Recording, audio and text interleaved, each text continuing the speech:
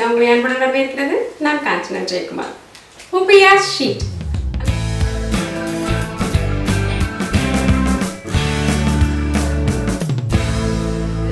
Spring ரோல்லாம் பண்றதுக்காக ஒரு ஒரு சப்பாத்தி மாதிரி ஒரு சாதனம் தேவைப்படும்.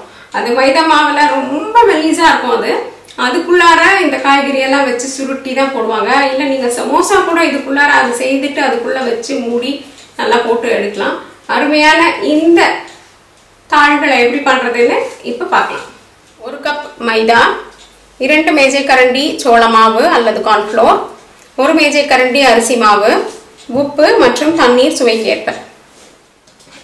நம்ம மாவு கலக்க ஆரம்பிச்சிடலாம். மைதா, சோள மாவு அல்லது கார்ன்ஃப்ளோர், அரிசி மாவு, தேவையான அளவு உப்பு. எதுக்கு அரிசி மாவு சேர்க்கிறோம் அப்படின்ட்டு நிறைய பேருக்கு கேள்வி இருக்கலாம். இந்த அரிசி மாவு வந்து இதனுடைய முறுமுறுப்பு தன்மையை அதிகரிப்பதோடு இல்லாம எண்ணெய் உறிஞ்சுறதையும் குறைச்சிடும். அதனால நம்ம 1 மேஜை கரண்டி அரிசி மாவு சேர்த்துருக்கோம். எல்லாத்தையும் கலந்துடலாம்.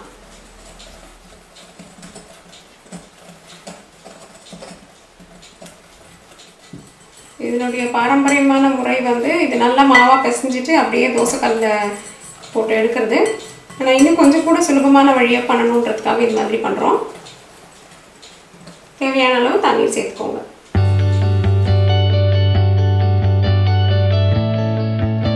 இதனுடைய தண்ணீர் தன்மை வந்து அப்படியே ஊற்றுனா நல்லாவே ஒழுகி போகிற அளவுக்கான நீர் பதத்தில் இருக்கணும்.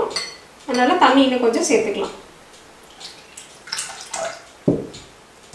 கொஞ்சம் கொஞ்சமாக தண்ணி சேர்த்து முயற்சி பண்ணி பாருங்க. இந்த மாவு பாருங்க, இது நல்லா இப்படி நீர்த்து போயிருக்கணும்.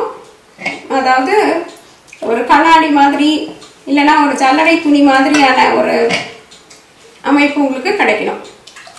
இப்போ நம்ம வந்து ஒரு நான்ஸ்டிக் பேன் எடுத்து மிதமான அல்லது சிறு தீயில வச்சுக்கலாம். கொஞ்சம் சூடான வரைக்கும் முதல் முறை வந்து கொஞ்சம் நேரம் காத்திருக்க வேண்டியிருக்கும். முதல் தடவத்துக்கு கொஞ்சம் எண்ணெய் போட்டுக்கலாம். இந்த எண்ணெய் போட்ட பாத்திரத்து மேலே லேசாக ஒரு துணியில் தண்ணி எடுத்துட்டு அதை எல்லா பக்கமும் பரவி விடலாம்.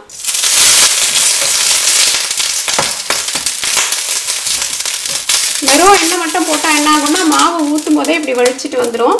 அதனால தான் தண்ணி சேர்க்குறோம். தோசை போடும்போது கூட நீங்கள் இதை வந்து பின்பற்றலாம்.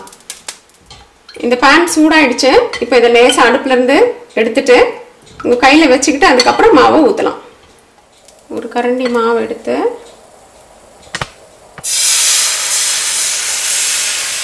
பூரா பக்கமும் ஓட விடுங்க.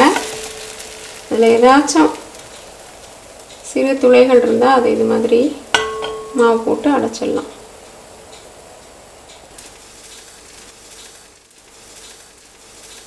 இப்போ பார்த்தீங்களா அதனுடைய நிறம் மாற்றத்தை? கண்ணாடி மாதிரி பக்குவத்தில் இருந்தது வந்து உங்களுக்கு இப்போ ஒரு வெள்ளை கலராக எடுத்திருக்கு.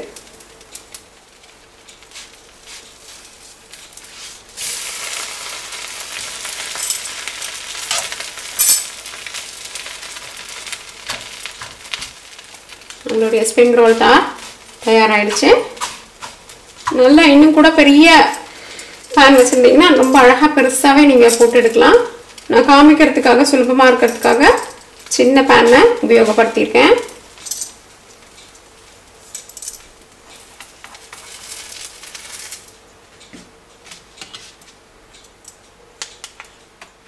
இப்போ வந்து அதே பக்குவம் அதே அளவில் மாவு எல்லாத்தையும் போட்டு இந்த மாதிரி ஒரு சின்ன சப்பாத்தி மாவு பதத்துக்கு பிசைஞ்சுக்கோங்க.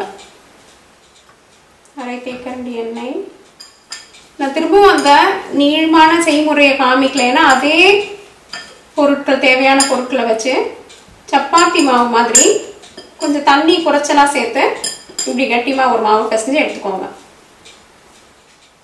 சப்பாத்தி தேய்க்கிறது ரொம்ப சுலபமாக வர்றவங்களுக்கு இந்த முறை பயன்படுத்தலாம்.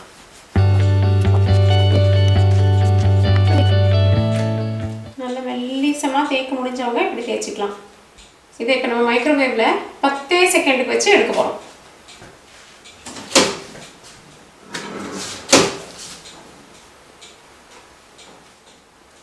இப்போ இது பாருங்கள், இதோடைய பக்குவம் வந்து ஒட்டுறதுல இருந்து இப்படி இந்த பக்குவத்துக்கு மாறி இருக்கு.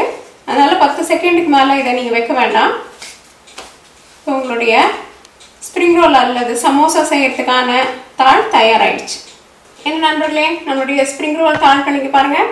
மெல்லிசா இது வந்து அடுப்பில் போட்டு எடுத்தது.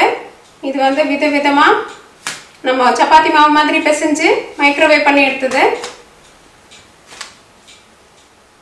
2 விதமான தாள்கள் பண்ணியிருக்கோம் இன்னைக்கு. இது மாதிரி தாள் வச்சுருந்தீங்கன்னா நீங்கள் இது வந்து சமோசாவும் பண்ணலாம். இது மாதிரி தாள் வச்சு ஸ்ப்ரிங் ரோல் பண்ணலாம். என்ன நண்பர்களே, அருமையான ஸ்ப்ரிங் ரோல் தாளுடைய செய்முறையை பார்த்தீங்களா? இதை செய்து பாருங்கள். இதோட மாவின் பக்குவத்தை வந்து முன்ன பின்ன தண்ணி ஆயிடுச்சுன்னா கொஞ்சம் கூட மாவு சேர்த்துக்கோங்க. இல்லைன்னா அது கொஞ்சம் தண்ணி ஆக்கிட்டு ஊற்றி எடுத்துருங்க. நிச்சயமாக உங்களுக்கு சுலபமாக இந்த தாள்கள் செய்ய வந்துடும். செய்துட்டு ஸ்ப்ரிங் ரோல் தயார் செய்து மகிழ்ச்சியாக சாப்பிடுங்க. பீஸா என்று உங்கள் நாவிற்கும் வயிற்றிற்கும் நல்லதொரு சுவை. நன்றி, வணக்கம்.